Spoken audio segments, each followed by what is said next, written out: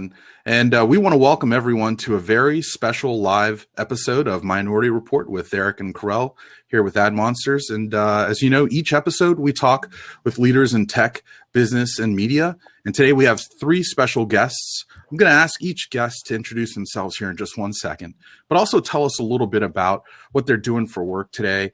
And then also tell us a little bit about their family backgrounds and their culture. So let's go ahead and get started. And Alicia, please introduce yourself to everybody.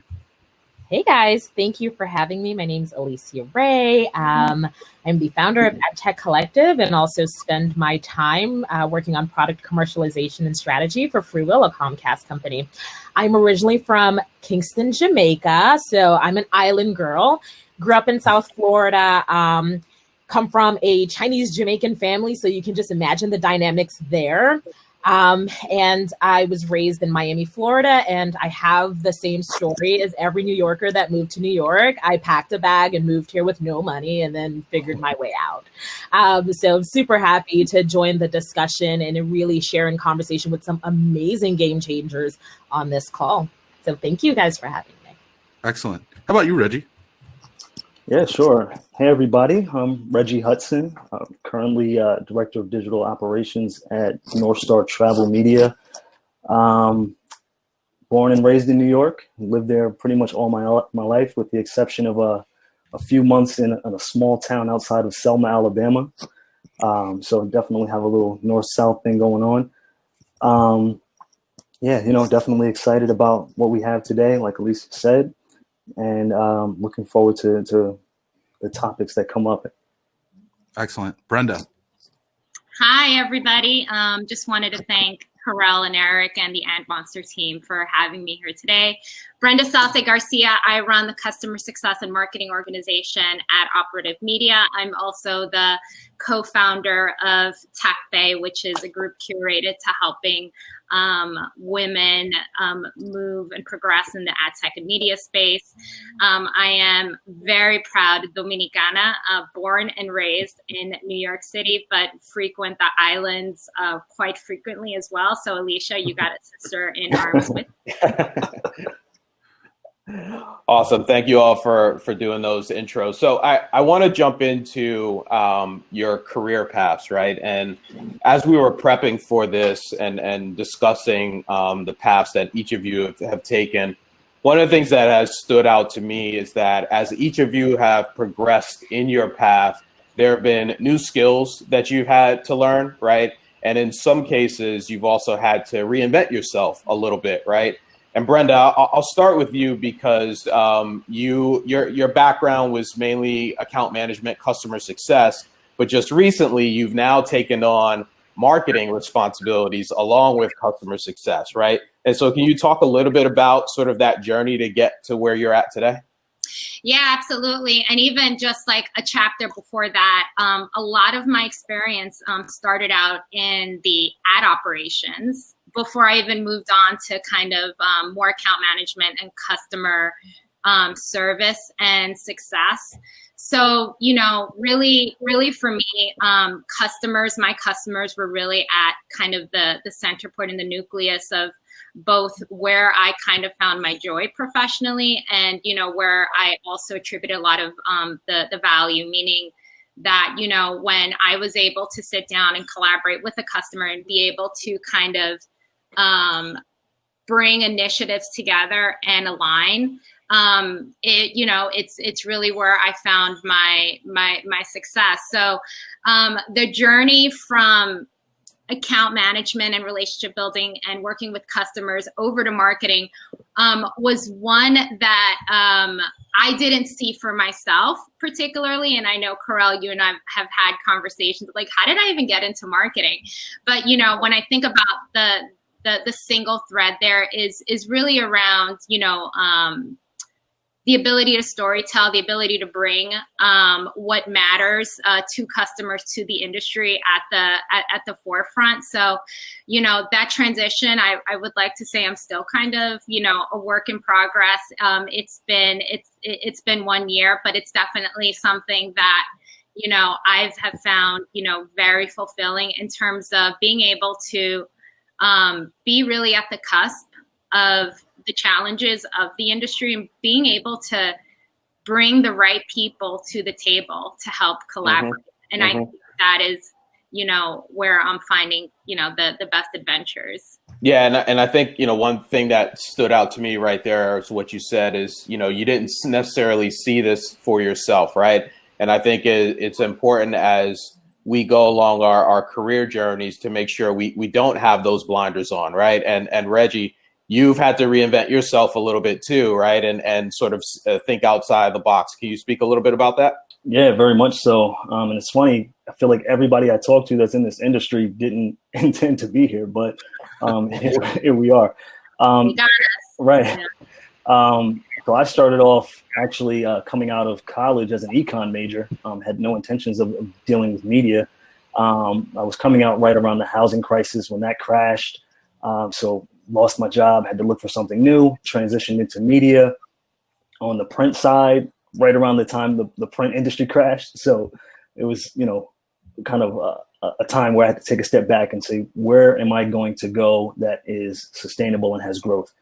So fortunately at that time, I think I was working at Radio One and they were starting to get their digital collective together. And I applied for a job there and they said no.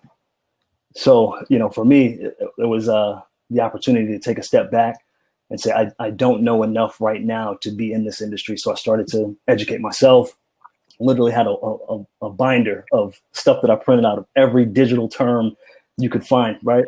And that was the beginning. I mean, someone was fortunate enough, or I was fortunate enough for someone to give me the opportunity early on in a digital sales role. And from there, I started to evolve into more of the ad tech and ad operations side of the business to eventually coming to work on more, programmatic, addressable media, and things of that nature. So, constantly thinking about the growth of the industry and thinking about, where the next phase is. So that's what I've had to deal with, I guess, over my 14 years. Gotcha. And one key point that you touched on there, which Alicia, I want to ask you about is Reggie, you said that you certainly have had help along the way, right? And Alicia, can you speak to a bit about how important it is to have mentors or, allies that help, in your career journey? Yeah, definitely. So I don't know how I ended up in this industry. I was actually a fine arts major. And so I thought I wanted to be this world-renowned artist. And then I quickly realized that maybe that should just be a side thing.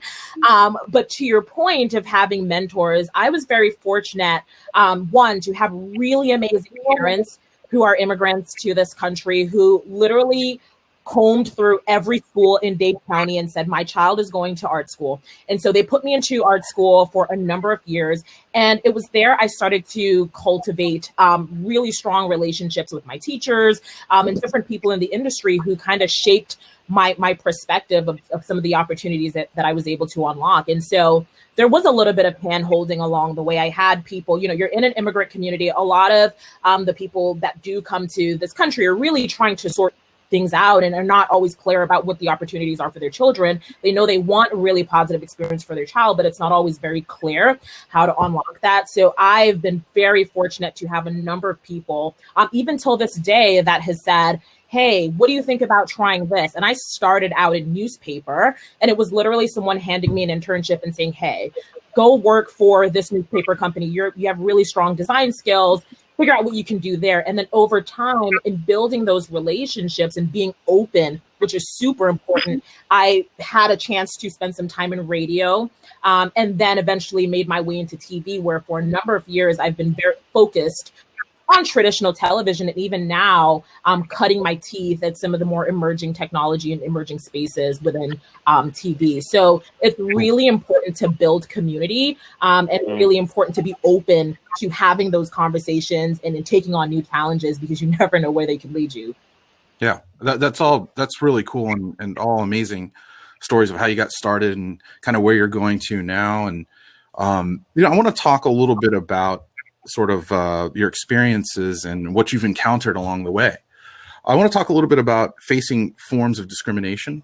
I want to talk about unconscious bias. I want to talk about situations that maybe made you feel uncomfortable. Can we start to talk about that a little bit? Reggie, let's start with you. Yeah, sure. I think we all have had, at least everyone on this call has had some sort of unconscious bias experience or even discrimination. For me, I think two things come to mind that are pretty general. As I started to, I guess, climb the ladder, and when we were doing in-person meetings and going out and, meeting with clients, I think the expectation was that, me coming to the meeting with someone who doesn't look like me, that I'm not the person coming with the information, right? I'm not the person that's coming to the table to lead it. And, I've literally had examples where, there's your long boardroom and I'm seated in the back corner. Like, okay, well, I guess I'm going to have to lead the conversation from here, right? Yeah. So, there's those instances, but then, you have, I think, more specific things like, when you come into a new role, me specifically, being really excited and wanting to kind of put your best foot forward, have all these new ideas, and, those ideas aren't as accepted as, your white counterparts, right? And I've faced that a lot. I think, sometimes you just have to learn how to either evaluate your communication strategy, never be afraid to check yourself, but also be confident in what you know. And, I've had to deal with that a lot. Thank you for sharing how you handled some of that and some advice for the audience too. And Alicia, I'd like for you to share some of your experiences and then also how you handled that as well. Yeah, no, Reggie. So I've had the boardroom experience where I remember working for a company in particular in my earlier years. And I was super excited about attending a sales meeting. And it was like, no, you can't sit here. And I literally took my notebook and sat in the back of the conference room. And at that point, I felt defeated. I just really did not feel like a contributor. And so even in cases like that, I've had to do my own version of self-reflection and really empower myself, which isn't always easy when you do feel defeated. And so I made it a point that regardless of whatever role I'm in, with whatever company I'm in, and, when we lived in a world where we sat in boardrooms, I would always make it a place to sit at the table. And then with that experience, I was now at the table, but I wasn't being recognized. And so I feel like there's this, there's always something that we're trying to navigate. And so there's this, saying where sometimes you just got to bring your own chair. And so I'm even trying to navigate that today, where I'm learning to be my own advocate and speaking up for myself. And even being a woman, sometimes I don't always feel like I am heard within a number of rooms that I do have the opportunity to be in. And in fact, sometimes I'm only, a person in the room, maybe just to have a person in the room, but not always look to as a contributor. So for me, it's been an ongoing experience and trying to figure out the best way to navigate it in each different scenarios. But I'm learning to be my own advocate, which has been super helpful. Yeah. Thank you for that. Brenda, how about you? Yeah, Alicia, we can spend days talking about, interrupted, not being heard in these meetings. And I think the key point that you hit on that just kind of resonated with me is, there's a component of representation and diversity, but like, where's the inclusion piece, right? It's like having the song without dancing or something. I've heard it somewhere. It's probably said better then, but I've had a lot of experiences, especially as I've kind of moved on to more senior leadership roles where I was either just expected to join and not really contribute or participate, or when I have tried to participate, I always felt like, am I speaking a different language? Like, are we all talking the same kind of way? So one of the things that, just to go like to solutions driven story. So one of the things, we've did is there were several women, who would join these type of meetings, and we're like, you know what? Let's try this amplification effort where one of us say something, and it's probably going to take a few rounds, with these guys, but let's every woman just repeat the same thing until it's finally like heard and addressed. And it was, it was, super effective. I also am a person who does kind of lend some things with humor as to try and just kind of equalize, a situation, and whether that's good or bad, I honestly, I can't, it's hurt me in the past too, but it's usually my initial instinct. So I've been able to find, a group of advocates also, but Alicia, to your point, also learning to stand up and talk and defend for myself. And, in those times where it just scares the shit out of me, I just tell myself, look, girl, you're not doing it for you. You're doing it for the other woman or, minority representation that's going to be part of this meeting moving forward. And that kind of gives me, the courage. Or I think of my son, right? You're doing it. You're doing it for your kid. Yeah. Yep. So let me ask you all another question here. Obviously, there's a lot going on in our country right now, and we don't need to get too deep into some of these things here. But with that said, right, I'm sure a lot of folks in your companies, people in the industry, right, maybe even some folks that are listening to us right now, have asked you, what can I do to help? Like, what can I do either in my personal life or at work to move, the efforts of DE&I forward, right? What advice would you, so it's a two-part question. One, what advice do you normally give to people, right? And then two, what are each of you doing yourselves to push some of these initiatives forward? And Alicia, I'll start with you on that one. Oh boy, so that's an ongoing topic that I'm just like, if I gotta talk about it one more time. But also, I'm very fortunate to be a part of an organization that really leads with humanity. And I've heard, diversity and inclusion and being supportive and whatever's happening in the climate as a political stance. And in my opinion, and so one of the things that I've been encouraging people to do is get out of your comfort zone.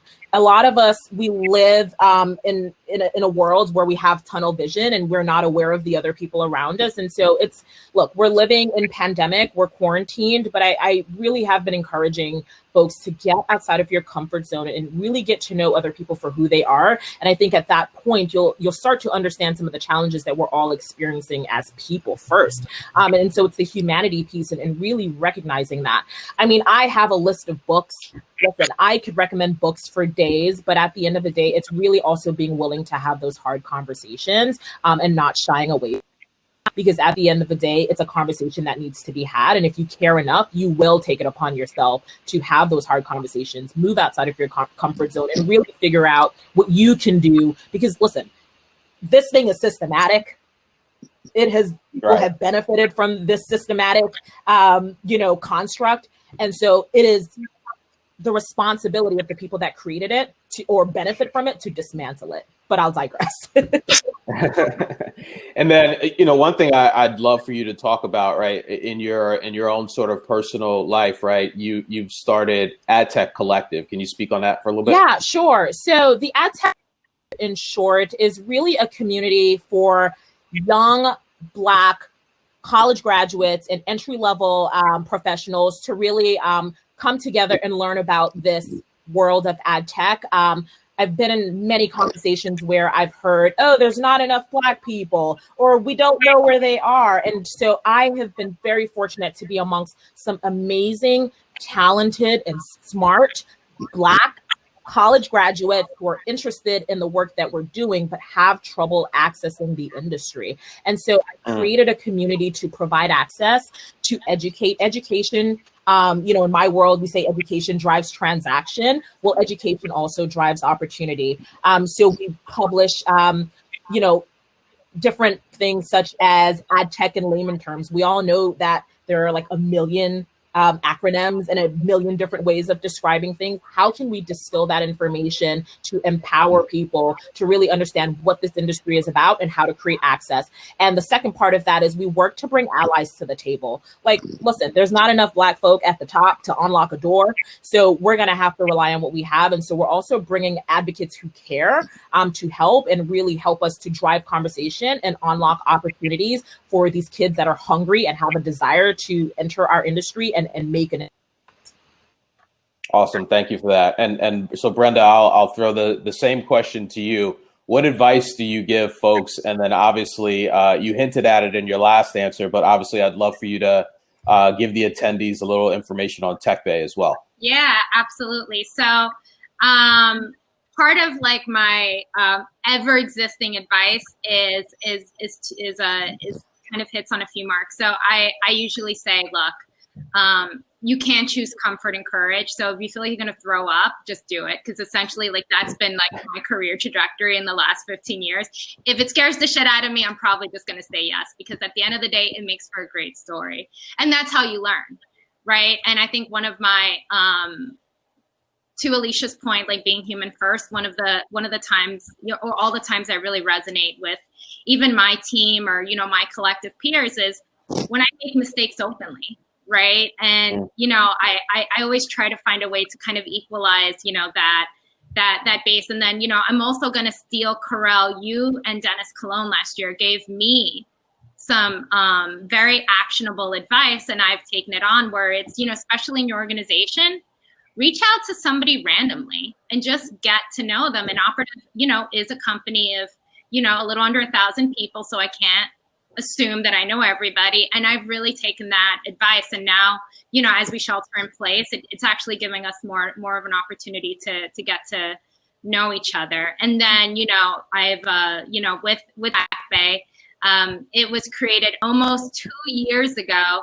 And it was simply, I went out one night with a group of 4 other phenomenal women in the industry.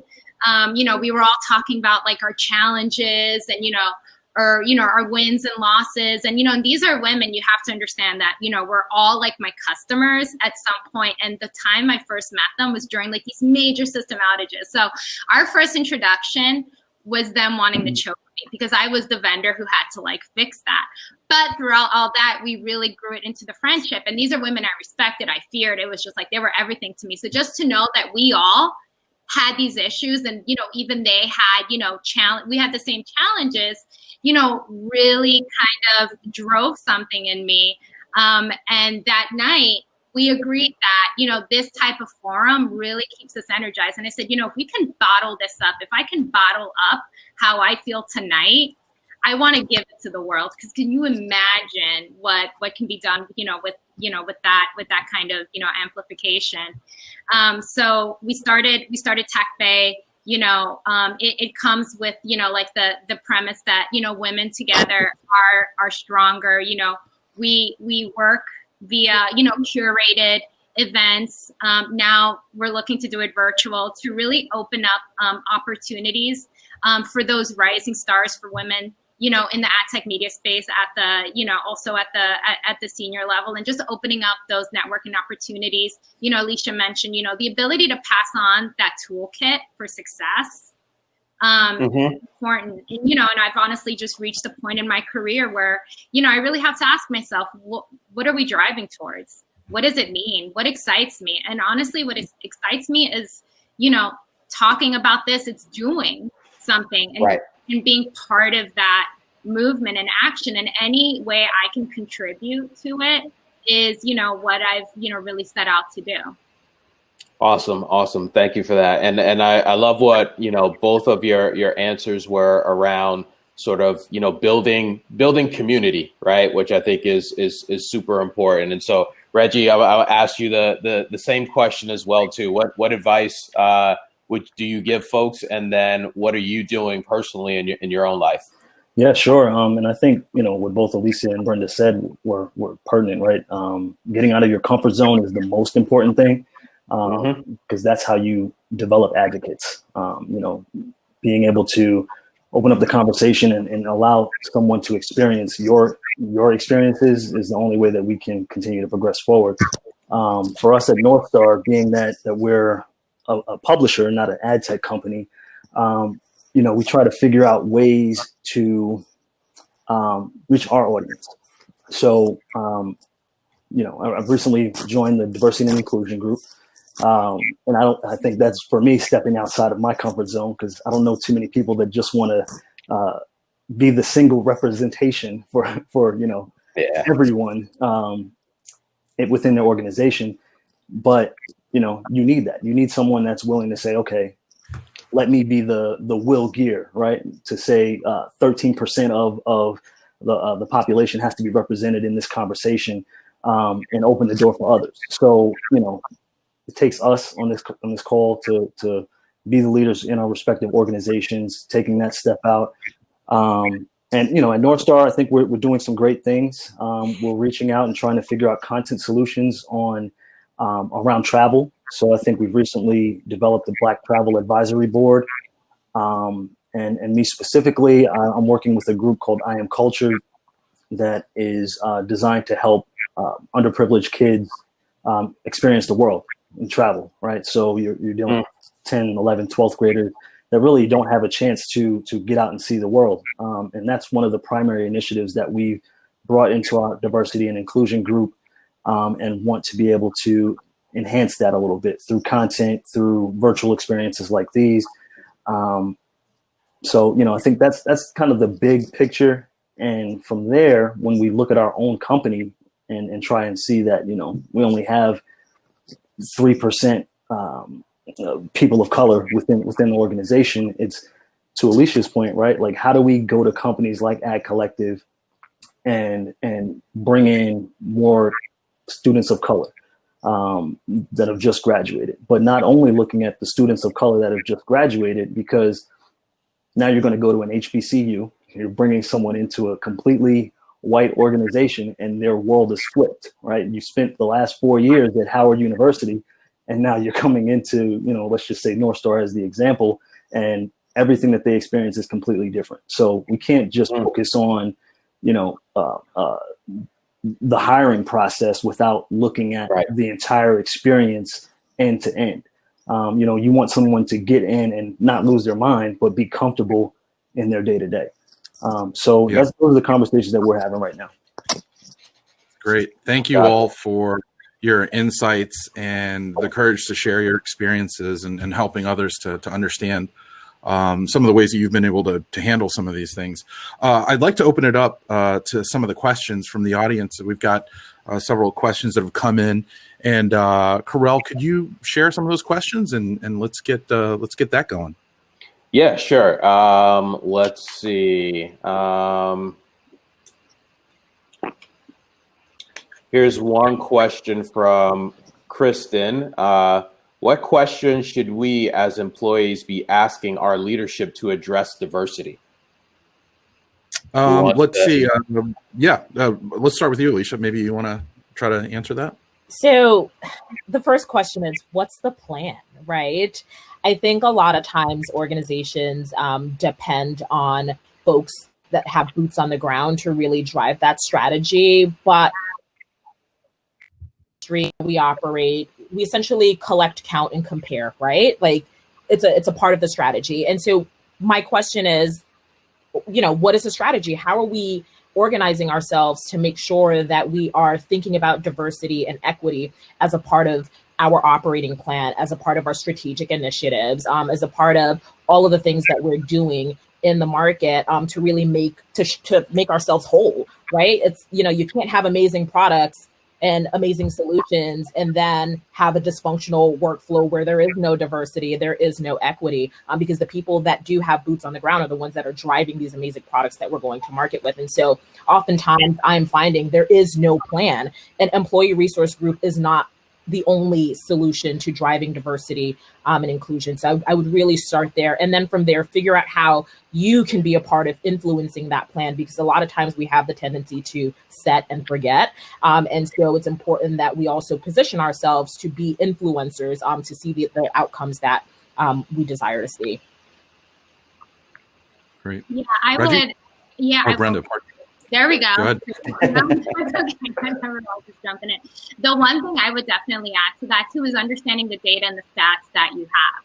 You know, from where you sit today, do you understand what that looks like? Because one of the things I do appreciate, even though I know it's nerve-wracking as well, is, you know, putting it out there. Yes, my company is, you know, 92% white, 75%, you know, right? I think first it's acknowledging where you're at and where you need to be. And, you know, the only thing I would just kind of layer in there is, at the end of the day, you know, what we represent for the industry and the community, we are the backbone of media, right?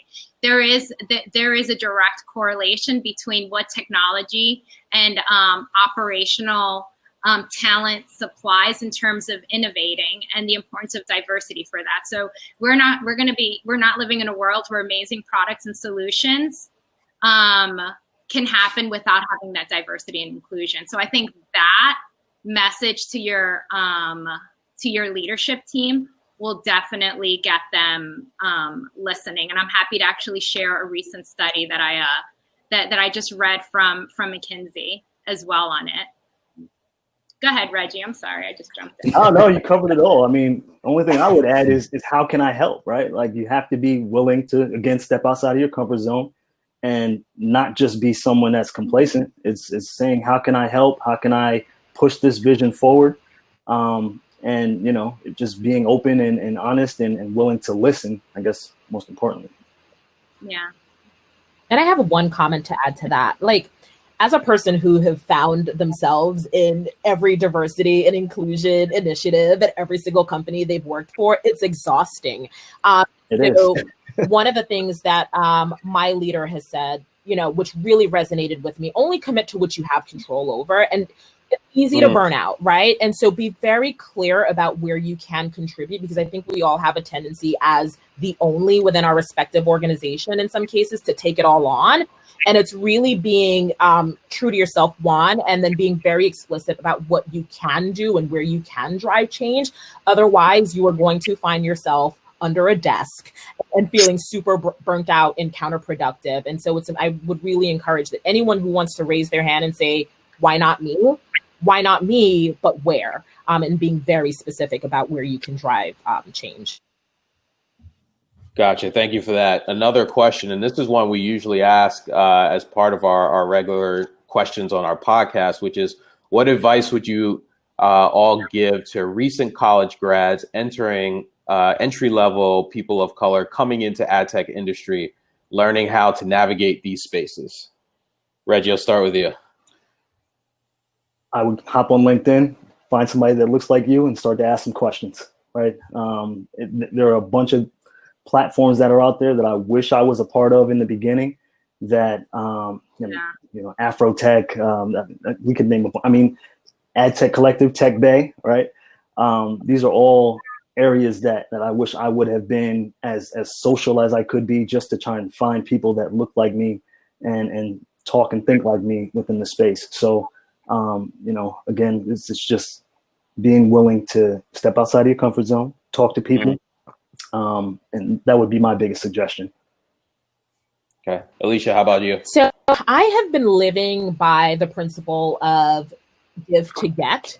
So to Reggie's point, joining organizations are super important. I actually got my first job in the industry because I signed up to work with an organization as their communications chair. And it was through that experience where a partner said, we want her to come and work for us.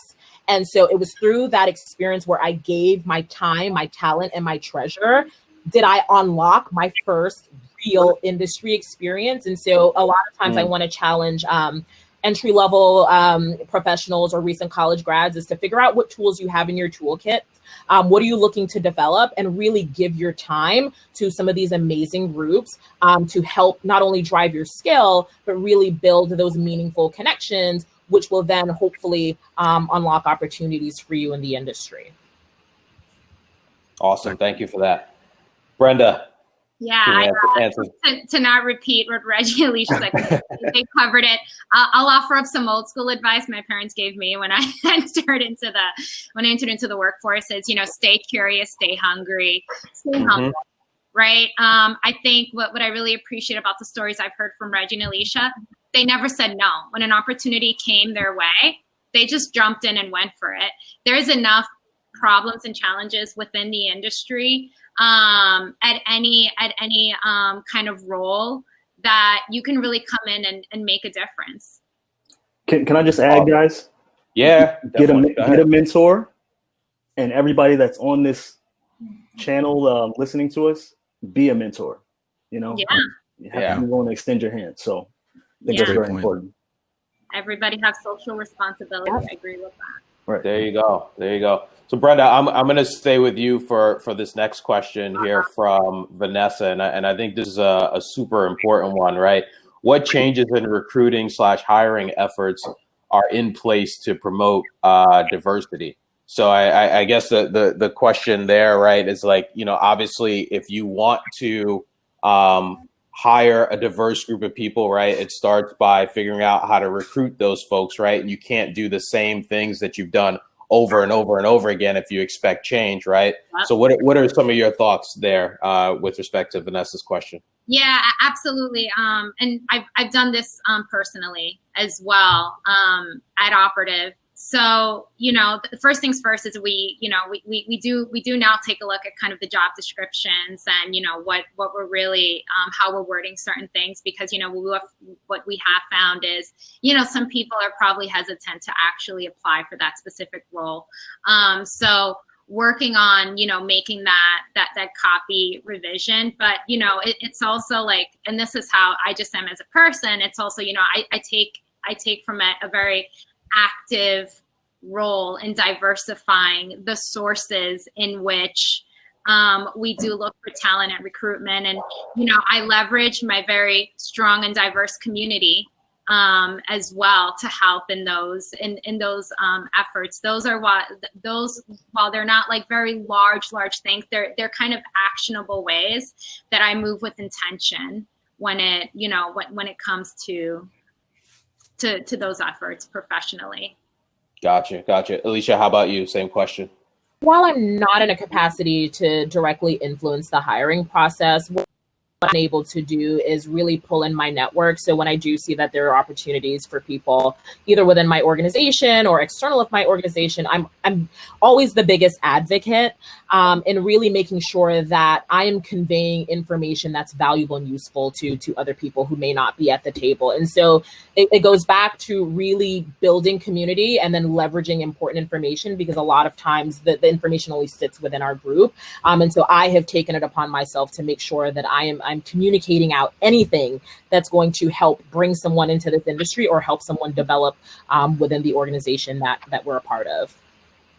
Gotcha. Okay. And since we're getting short on time here, Reggie, I'm going to go to the next question, and I'll start here with you. And this one is from Isabel. What advice would you give for people of color who are in the industry but having a difficult time breaking the glass ceiling and entering upper management? I want all three of you to give your thoughts on this one. I think this is probably like the toughest thing for all of us, right? The glass ceiling is very real. For me, it's just continuing to stay the course and trying to continue to show and prove your value. And even in those instances, that may not be enough. But going back to something that Brenda said earlier, it's finding your advocates, the people internally. When you're in a corporation like mine, it's finding the people that you can work with that will continue to tout your name in those, exclusive groups.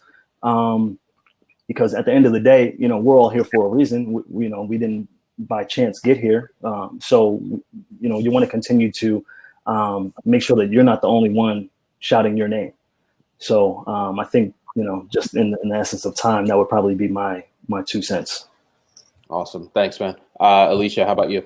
Same question. So my mother always had this thing growing up, show me your company and I'll tell you who you are. And so throughout my career journey, I have been very intentional about the people that I position myself against. So these are typically people who are breaking through these glass ceilings, because I do have an aspiration to at some point get there. And so to Reggie's point, it's really staying focused and staying the course and being super committed to what you need to do to advance in that space. So I'm constantly reading, I'm constantly asking questions, I'm constantly learning, I'm constantly challenging different thoughts and ideas. And I think these are all things that we need to do to continue to climb the ranks, and so that we can essentially create an opportunity for someone else behind us.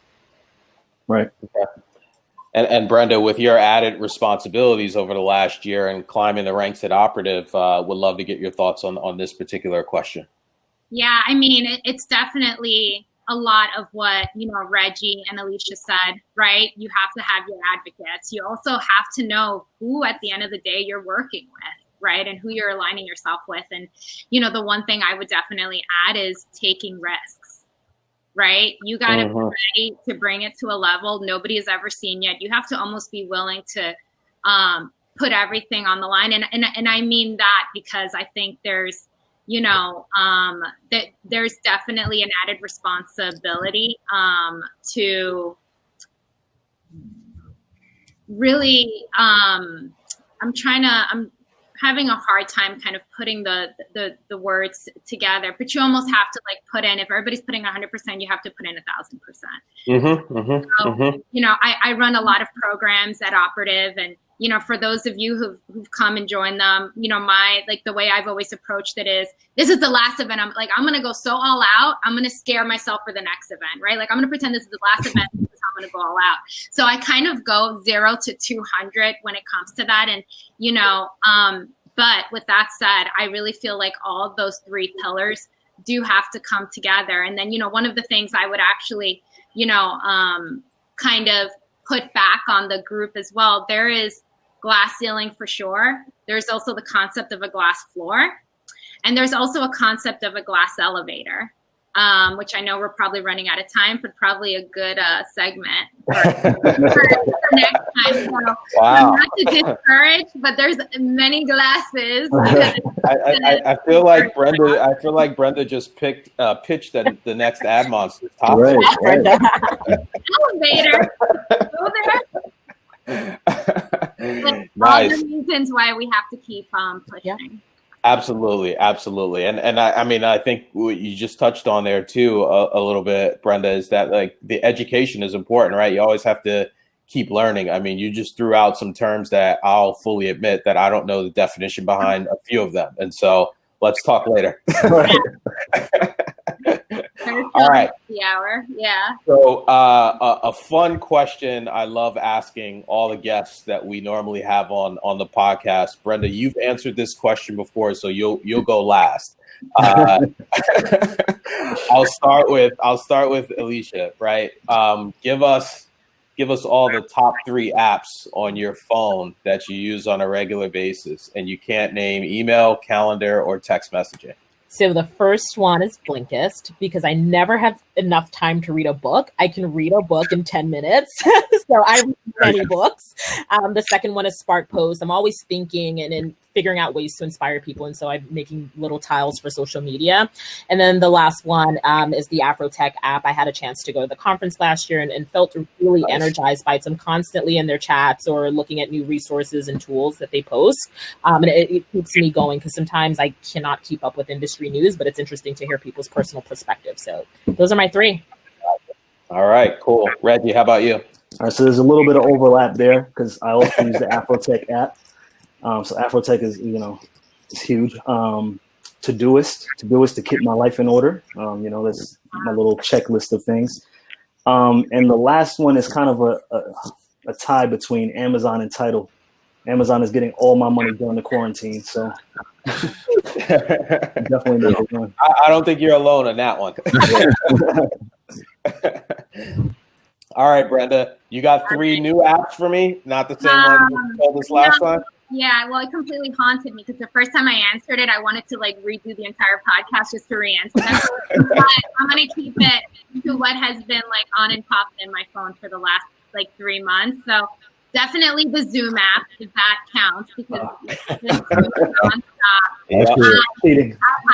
I definitely have the Spotify app on where, further plug, Minority Report is one of the top 3 podcasts I listen to, but then I also have my Cardi B playlist. Oh my God, I am diehard. And then the third one has been the health app. So being stuck at home, I've been eating a lot of great Dominican food. So now I really got to start moving a little bit more. Their recipes. Yes, and I've been now actively tracking kind of my steps and stuff. But all that great food. So well, great. Well, I'd like to start with a bunch of thank yous, really. So thank you all first for sharing your experiences and having the courage to share that with a large audience. Thank you, audience, for joining us and listening and learning a whole lot more. And a big thank you to AdMonsters and the AdMonsters family. Beeler, Gavin, Lynn, thank you for your continued support. And just a reminder, if you want to hear more, just search for Minority Report Podcast where you find all of your audio, and share a comment and drop a like if you like. Thanks again, everyone, for joining us. Thanks, guys. Bye, everyone. Thank you. Great Session. Thank you. Bye. See you We're guys. going to take a quick 10-minute break, and we're going to head back to the main stage, closing panel, and what the post-pandemic buy side is going to look like. So thank you again to all the panelists, and really appreciate you guys. Thanks. All right. Thank Bye, you. everyone. Bye.